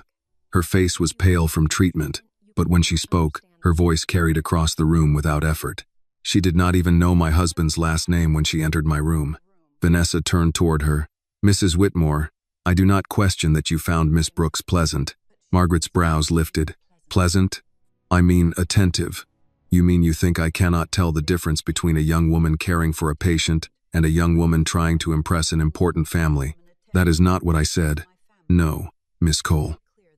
You chose words that would allow you not to say it." Margaret leaned back against the wheelchair, gathering strength before continuing. "Annie brought my husband back to my room when his leg was hurting. She placed flowers by my window. She noticed I was cold before I mentioned it. She did not ask who I was, what we owned, or whether we could do something for her. In fact, until today, the only thing she ever asked me was where I wanted my flowers." Annie blinked quickly, trying to keep tears from gathering. Vanessa turned back to David. "A patient's appreciation does not replace professional judgment." "No," Nurse Helen said. "My evaluation does." She opened the folder in front of her. "I supervised Miss Brooks on the oncology floor. I assigned her to patient care that included Mrs. Whitmore. I observed her with multiple patients, including those with no relationship to hospital leadership. She was respectful, careful, and within her student role every time. If there was a concern about her work, it should have come to me before she was removed from clinical instruction." Vanessa's jaw tightened. "I made a precautionary decision." "You made an assumption," Helen said. David glanced at the human resources representative, who nodded once and placed a document in front of him. "There is also security footage from the courtyard," David said. "It shows Miss Brooks leaving after Mr. Whitmore declined her help. It shows her return only after he attempted to walk and lost his balance. It shows Mr. Whitmore handing her one of the bags voluntarily." Annie turned toward Richard. Until that moment, she had not known there was a recording. Vanessa looked down at her legal pad. "That addresses the initial interaction. It does not change the appearance created by subsequent contact." "The appearance to whom?" Annie asked. Her voice was quiet, but no one interrupted her. Vanessa raised her eyes. "Excuse me? You said I made myself memorable. You said girls in my position had to be careful not to look opportunistic." Annie pressed her fingers together to keep them from shaking. "I keep trying to understand what I did that looked wrong. Was it carrying his bag? Was it giving Mrs. Whitmore water? Was it speaking kindly to her? Or was it that you could not believe someone who looks like me might do those things without wanting something back?" The silence that followed was no longer directed at Annie. Vanessa's face flushed. "I never referred to your race." "You didn't have to," Annie said. Gloria was not in the room, but Annie heard her mother's voice in her memory. "Do not carry their shame home as if it belongs to you." David closed the file in front of him. "Miss Brooks, thank you. You have answered clearly." Annie let out a breath she had not realized she was holding. Richard placed both palms on the table and rose carefully, taking his time with his left leg. His cane remained beside his chair. "I believe there is one more statement that must be heard before this review goes any further," he said. Vanessa looked toward him, expecting an accusation. Richard looked only at Annie. "The first person in this hospital who questioned your intentions was not Miss Cole," he said. "It was me." Richard remained standing with one hand resting on the table. The pain in his leg was visible now, but he made no attempt to hide it. For Annie, that mattered almost as much as what he had said. The man who had once treated his weakness as something to defend had chosen to stand before her without protection. "The evening we met," he continued, "I was tired, worried about my wife, and angry that my leg would not do what I wanted it to do. Miss Brooks saw a man struggling with 2 bags and offered to help. I looked at her badge, her uniform, and her face, and I decided there might be something behind her kindness before I had any reason to believe it." Annie lowered her eyes. She remembered the courtyard, the cold wind, and the shame that had followed his shout. She had not expected him to bring that moment into a room filled with hospital leadership. Richard turned slightly toward Vanessa. "The difference between my mistake and yours is not that mine was smaller. It is that I had already been shown I was wrong, and you continued the judgment after the facts were available." Vanessa straightened. "Mr. Whitmore, I acted in the interest of protecting your family and this institution." "No," he said. "My family did not need protection from Annie Brooks. My wife needed care. I needed help." Annie offered both. Margaret reached for the water glass near her hand. Richard instinctively moved toward her, but Annie was closer. She stopped herself before rising, uncertain whether helping now would somehow make matters worse. Margaret noticed. "Annie, would you hand me my water, please?" The request was simple and deliberate. Annie stood, took the glass, and placed it in Margaret's hands. Margaret drank a small sip, then looked toward Vanessa. "That," she said, "is what Annie has done from the first moment she entered my room. She sees a need and meets it without turning the person in front of her into an opportunity." Annie returned to her chair. Her throat ached with the effort not to cry. Richard faced her again. "Miss Brooks, I owe you an apology. Not as chairman of this hospital group and not as someone who can influence your future. I owe it to you as the man on that bench. You offered me kindness, and I made you explain why it was honest." Annie looked at his face. There was no polished speech in his expression now, no performance for the people around the table, only regret. "I understand why you were careful," she said. "People probably do approach you because of who you are." Richard shook his head. "Understanding my fear does not make my judgment fair." For several seconds, no one spoke. David Lawson allowed the silence to remain until Richard sat down again, accepting his cane this time when Margaret placed it within his reach. David opened the folder before him. "Miss Brooks, this review has now gathered enough information for several findings. I would like to present them clearly." Annie nodded. "First, your initial contact with Mr. Whitmore was appropriate. The exterior security recording confirms that you offered assistance after observing a mobility concern, respected his refusal, and returned only when he appeared at risk of falling. He accepted your assistance voluntarily. Vanessa shifted her legal pad, but David did not look away from Annie. Second, your interactions with Mrs. Whitmore were within your clinical assignment and student scope. Nurse Carter supervised your placement and has documented no boundary violation, no inappropriate request, and no conduct requiring removal from patient care. Nurse Helen gave Annie a brief note. Third, your reassignment to supply coordination was not supported by a documented clinical or professional violation.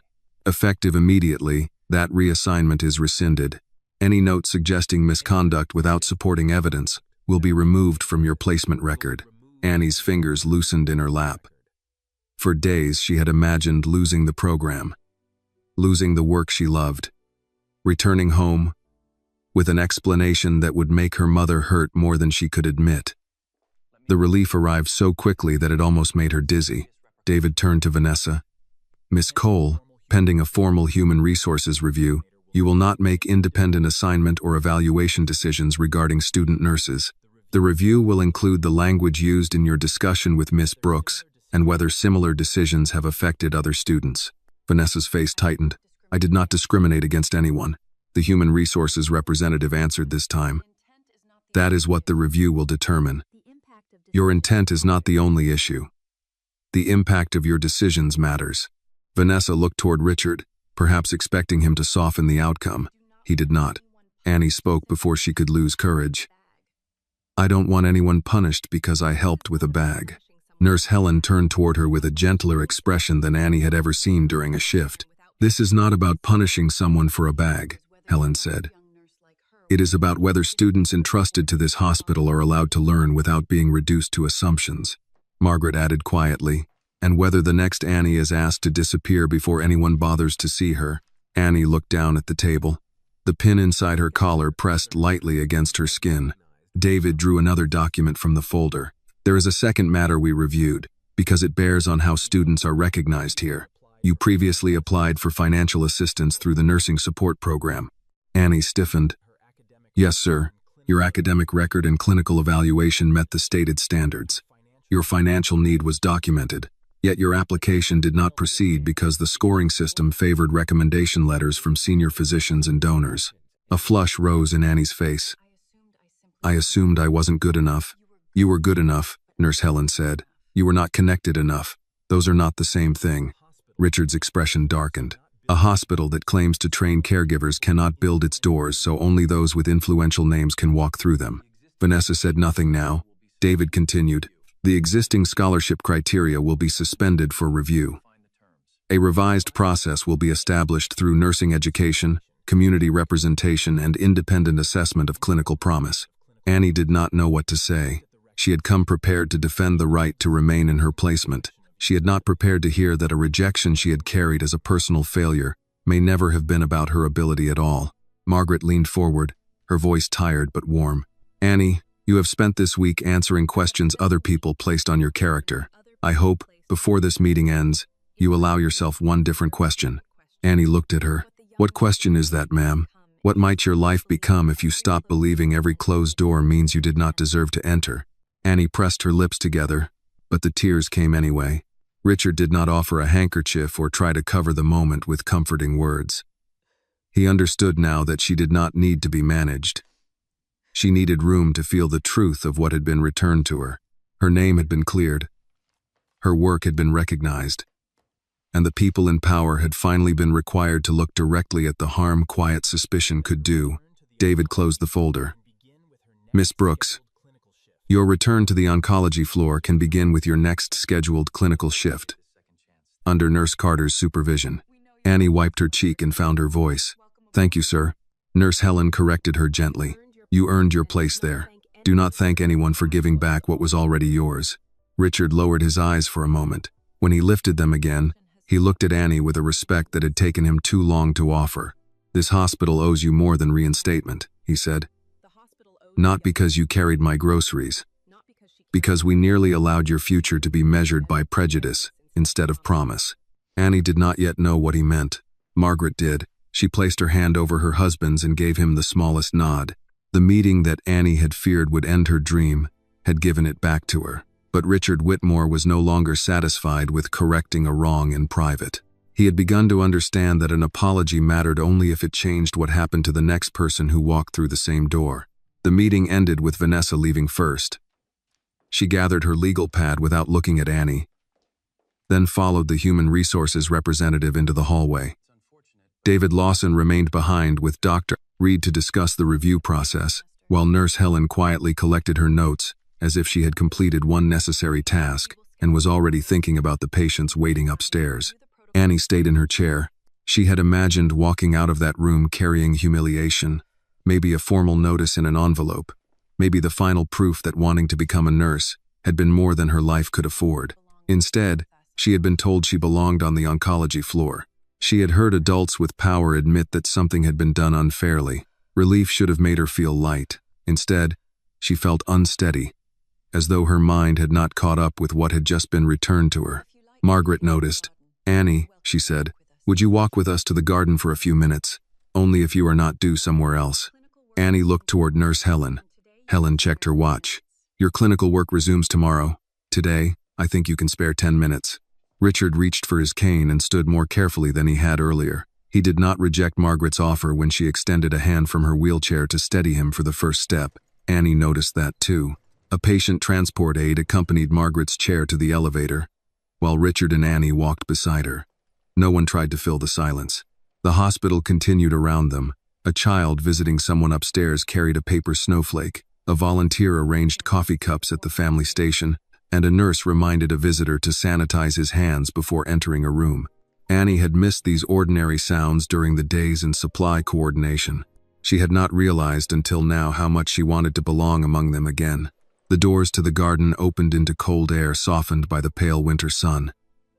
The stone bench where Annie had first seen Richard stood near the walkway, still damp along one end where the morning snow had melted. Margaret asked the aide to stop nearby, then thanked him and said Richard would call when she was ready to return upstairs. Richard remained standing beside the bench. "I have been thinking about what David found in your scholarship application," he said. Annie's stomach tightened again. "Mr. Whitmore, I don't want anybody to think I helped you because I expected something. I know." Richard's answer came gently. "That is exactly why I will not hand you a check and call the matter settled." Margaret smiled faintly. "My husband has a habit of trying to solve sorrow with paperwork and money. He means well, but I have been correcting him for years." Richard looked at her. "That is an unflattering description of philanthropy. It is an accurate description of you before breakfast." Annie could not stop a small laugh. The sound surprised her after the strain of the meeting. Richard motioned toward the bench, and Annie sat at the far end while he remained on his feet for another moment, perhaps remembering how differently they had stood there before. Then he sat carefully, leaving enough room between them to make clear this conversation was not an obligation. "Your application was not rejected because your grades were poor," he said. "It was not rejected because your supervisors found you unsuited for nursing. It was rejected under a system that gave too much weight to the right names on a recommendation letter." Annie folded her hands in her lap. "I thought there must have been students who deserved it more." "There may be many deserving students," Margaret said. "That does not make an unfair process acceptable." Richard nodded. "The current scholarship program is going to be revised. Not for you alone. For every student whose ability may be missed, because no surgeon, donor, or department chair happens to know their family." Annie looked from him to Margaret. "What does that mean?" "It means," Richard said, "that we would like to create a new nursing scholarship through the Hospital Foundation and your college. The applicants will be evaluated by an independent committee, nursing faculty, clinical supervisors, and a community representative. Financial need, academic work, patient care, and professional conduct will matter. Personal access to influential people will not." The wind moved through the bare branches above them.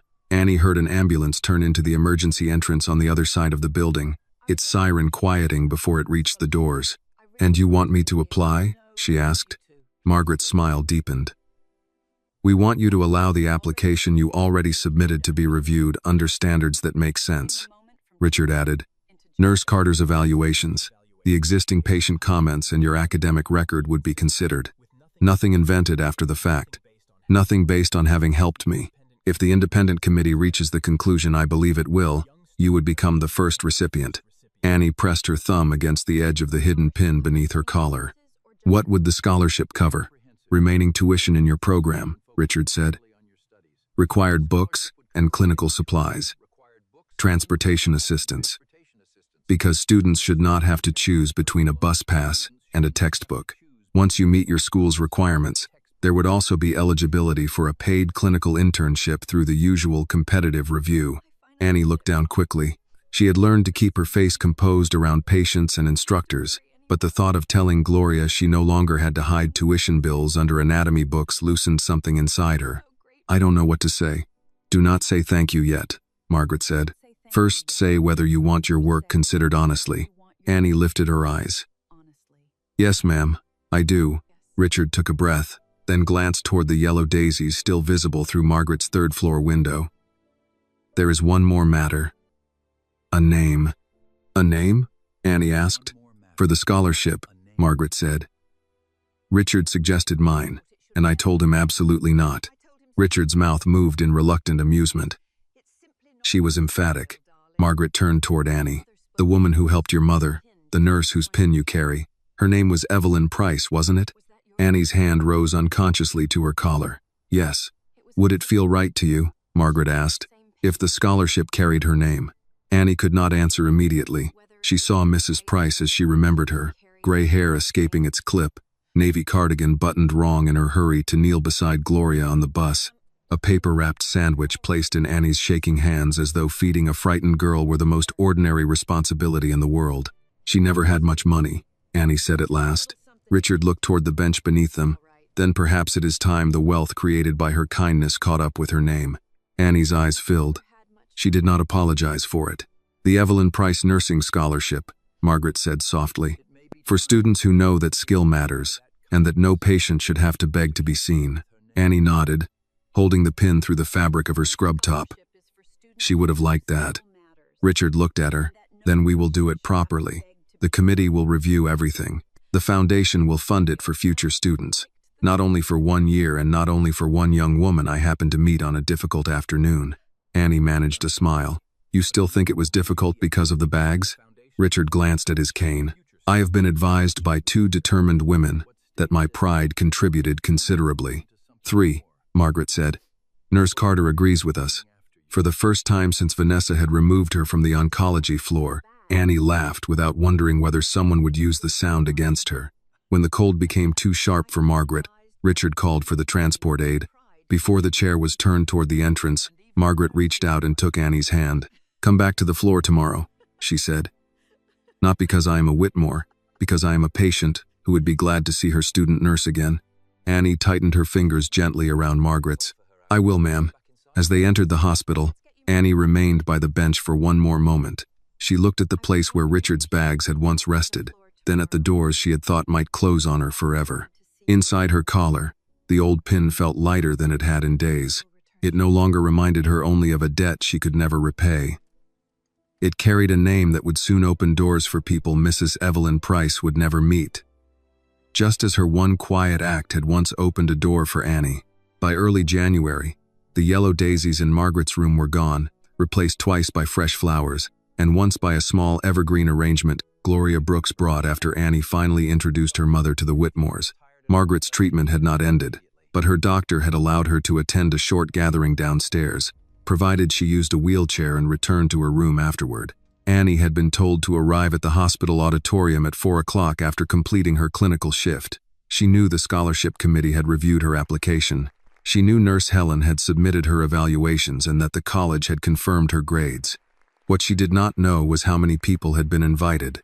When she stepped through the auditorium doors, she stopped. The room was not large, but nearly every chair was filled. Nurses from the oncology floor sat beside student interns in clean scrubs. Mr. Collins, wearing his glasses on a cord around his neck, had come in a wheelchair with his daughter, Mrs. Grady sat 2 rows behind him, one hand folded over the handle of her walker. Dr. Reed stood near the aisle speaking with David Lawson. In the front row, Gloria turned and saw her daughter. She had changed out of her nursing home scrubs and wore a navy dress Annie had not seen since her high school graduation. Her hair was pinned neatly back. When she smiled, her eyes were already wet. "Mama," Annie whispered, walking quickly toward her. "You didn't tell me you were coming." Gloria stood and hugged her. "I was instructed to keep quiet." "By who?" "Mrs. Whitmore. She is charming, but I have learned she expects cooperation." A soft voice came from the small stage. "Your mother is very perceptive." Margaret sat in a wheelchair near the lectern, a cream scarf wrapped around her head and a gray shawl over her shoulders. Richard stood beside her with his cane in one hand. He wore a dark suit, but the severe reserve Annie had seen on the bench was gone when he looked at his wife. Margaret lifted one hand toward Annie. "Come sit with your mother. We promised this would not be long, and I intend to keep that promise before Dr. Reed sends me back upstairs himself." Dr. Reed called from near the aisle. "I appreciate your cooperation, Mrs. Whitmore." "You appreciate my fear of being scolded by you," she replied, drawing quiet laughter from the room. Annie sat beside Gloria, her palms suddenly damp. On her scrub top, the "Be Kind" pin was visible today. She had worn it outside her collar for the first time since the review meeting. David Lawson stepped to the microphone. "Thank you for joining us. Today is not a gala, and it is not a publicity event. It is an acknowledgement of what Street Catherine must do better, and of one student whose work reminded us why that matters." The room became still. Over the past weeks, our hospital reviewed the clinical reassignment of student nurse Annie Brooks. That review found that Miss Brooks performed her duties with care, sound judgment, and respect for her patients. It also found that she was removed from a clinical opportunity without adequate grounds. Annie felt Gloria's hand close over hers. David continued, "An institution committed to care cannot ask compassion of its trainees while failing to offer them fairness." Effective this semester, our nursing student support program will use independent review standards focused on clinical performance, financial need, conduct, and community commitment. We will also establish confidential reporting for students concerned about bias in placement or evaluation, along with a mentoring program for students who enter healthcare training without professional networks behind them. There was no applause at first. The words required a moment to settle. Then Nurse Helen began clapping, not loudly, but with certainty. Others joined her, until the sound filled the auditorium. Annie looked toward the stage. Richard was not watching the audience. He was watching her, and when their eyes met, he gave one small nod. David stepped away from the microphone. Margaret rolled her chair forward with Richard's help until she was directly beside the lectern. "I spent many years teaching literature to teenagers," Margaret said, adjusting the microphone. "They taught me that a person's finest qualities often appear before they have learned how to advertise them." A few nurses smiled. "When I became ill, I expected skilled treatment, and I received it. I am grateful for every physician, nurse, and aide who has cared for me. But illness is not only what happens to a body, it is what happens to a person who begins to depend on strangers for ordinary comfort." She turned toward Annie. "Annie Brooks entered my room carrying a grocery bag my husband was too proud to admit he could not manage. She arranged flowers by my window, placed my water within reach, and covered my feet before I told her they were cold. She did not know our last name mattered here. To her, I was a patient who needed care." Margaret paused to take a breath. Richard placed a steadying hand on the back of her chair, but she continued, "That is the kind of nurse every family prays will enter the room when someone they love is frightened." Gloria wiped her cheek. Margaret picked up an envelope from the small table beside her. "It is my honor to announce that the Independent Committee has selected Annie Brooks as the first recipient of the Evelyn Price Nursing Scholarship." For a second, Annie did not rise. She had thought she was prepared, but hearing Mrs. Price's name spoken before a room filled with nurses and patients struck deeper than she expected. Gloria leaned close. "Go on, baby." Annie walked to the stage as the audience stood to applaud. Nurse Helen clapped with her mouth pressed tightly together. "Mr. Collins lifted one hand and said, loudly enough for those nearby to hear, "I told them she was good." Margaret held out the envelope. Annie accepted it with both hands. "This belongs to your work," Margaret said quietly, "and to the woman who taught you what to do with a frightened person." Annie nodded, unable to speak for a moment. Then she stepped to the microphone. "I wish Mrs. Price could be here," she began. Her voice trembled, then steadied. "When my mother needed help, Mrs. Price did not know our story. She did not know whether anyone would ever remember what she did. She just stayed. Annie glanced at Gloria, then at Richard and Margaret. For a long time, I thought kindness was a debt. I thought I had to repay her somehow. But I understand now that kindness is not paid back. It is carried forward. I promise I will carry hers with me into every room I am trusted to enter. The applause that followed was quieter than before, but more personal. Annie returned to her mother's side, and Gloria held her hand as if she were once again the little girl who had needed someone to tell her everything might be all right. Several months later, on the morning Margaret was discharged, Annie met Richard and Margaret outside in the garden. The winter had softened.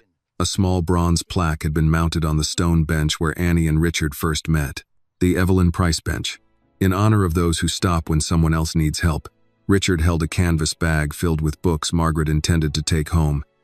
Annie looked at it, then at him. "That bag looks heavy, sir." Richard smiled and offered it to her without argument. "I was hoping you would say that again." Margaret laughed as Annie took one handle and Richard kept the other. Together, they walked toward the waiting car, sharing a weight that no longer belonged to either of them alone. 6 years later, Annie Brooks still passed the Evelyn Price bench at the beginning of every shift. Some mornings, frost silvered the bronze plaque. In spring, pink petals from the hospital garden collected along the stone seat.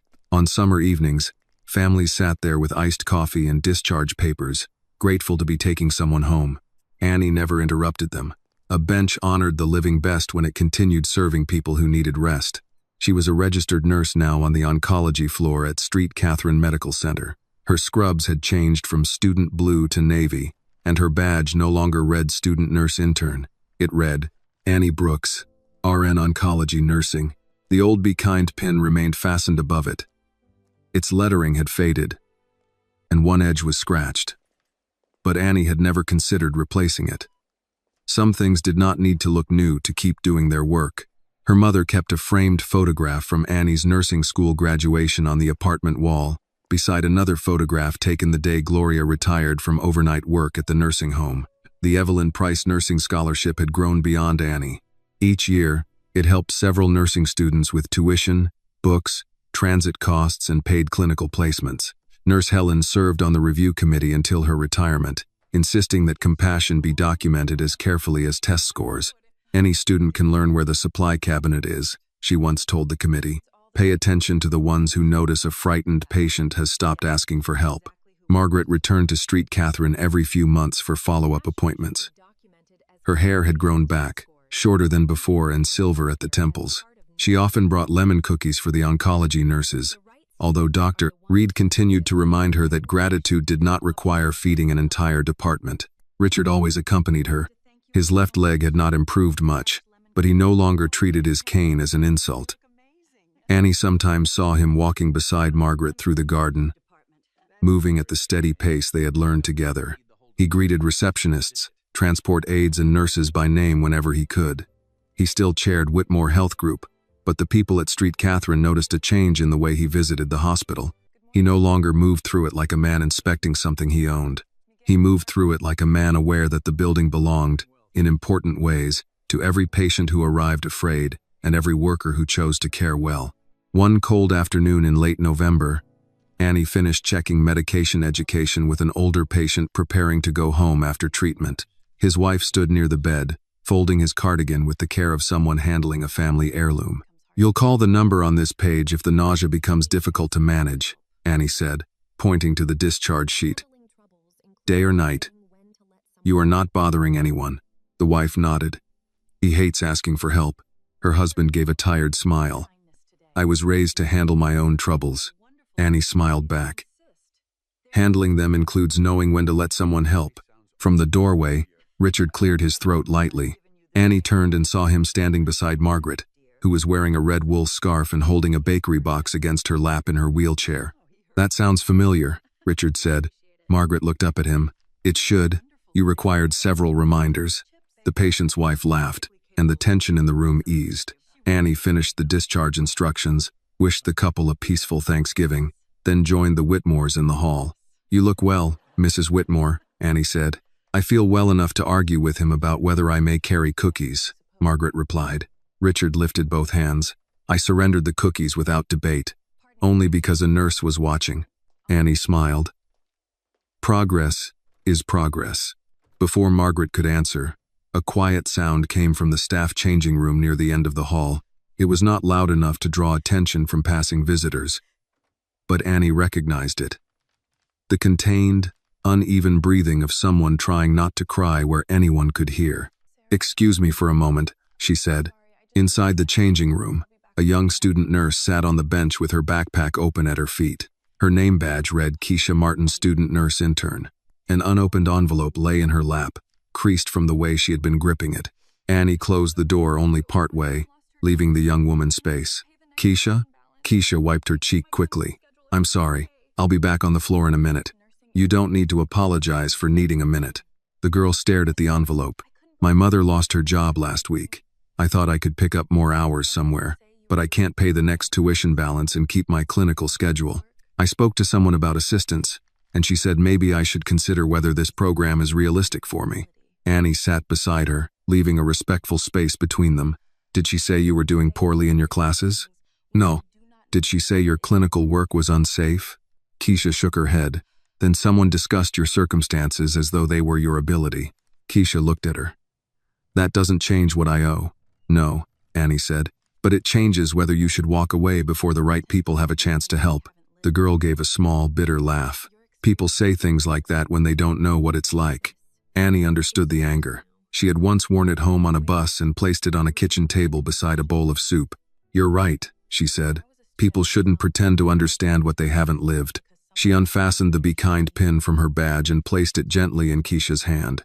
"When I was a student here, I was removed from a floor because someone thought I had tried to use a patient's family for an opportunity. I nearly quit. My mother told me not to make a decision about my future while someone else's unfairness was still talking in my head." Keisha looked down at the pin. "What happened?" "People who knew my work spoke the truth. A scholarship was created in the name of the nurse who first taught me what care could mean." Annie nodded toward the envelope. "Tomorrow morning, you and I will go to the student support office together. You will apply for every form of assistance available, including the Evelyn Price Scholarship. Your application will be judged by your work and your need, not by whether you know someone important." Keisha swallowed. "Why would you do that for me?" Annie smiled softly. "Because someone once helped me before she knew my name." Outside the changing room, Margaret had heard only the last few words. She rested her hand over Richard's. He looked toward Annie through the partly open door, then toward the garden window where the bench stood beneath bare branches. "She became exactly the nurse you said she would," he murmured. Margaret smiled. "No, Richard. She was already that nurse. We were simply fortunate enough to see it."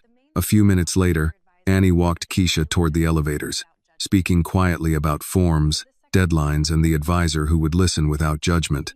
Richard and Margaret made their way toward the garden, sharing the bakery box between them. The bench was empty when they reached it. Richard brushed a few fallen leaves from the seat before Margaret sat down. Above them, the oncology windows glowed against the early evening sky. Years earlier, Annie had believed she was only helping a tired stranger carry 2 bags through a hospital door. She had not known his name was written across the hospital where she trained. She had not known his wife would become one of the people who believed in her most. She had not known that an ordinary act of care would one day help another young woman hold on to her future. Kindness did not erase hardship. It did not prevent unfairness or make every burden light. But when it was joined by courage and justice, it could move a weight from one pair of hands to another until no one had to carry it alone. The lesson of Annie's story is that true kindness does not ask for a person's name, status, or wealth before offering help. Annie saw only a tired man struggling with a burden, and her simple act of compassion revealed both the goodness in her heart and the unfair judgments she had been forced to endure. The story reminds us that prejudice can quietly close doors for deserving people, while fairness and courage can open them again. Most of all, it teaches that kindness is not a debt to be repaid, but a gift to carry forward, until one act of care becomes hope for someone else. This video is a work of fiction created with the assistance of artificial intelligence. All characters, events, and situations are not real and do not represent any actual people or true stories. The content is intended for storytelling and emotional illustration only.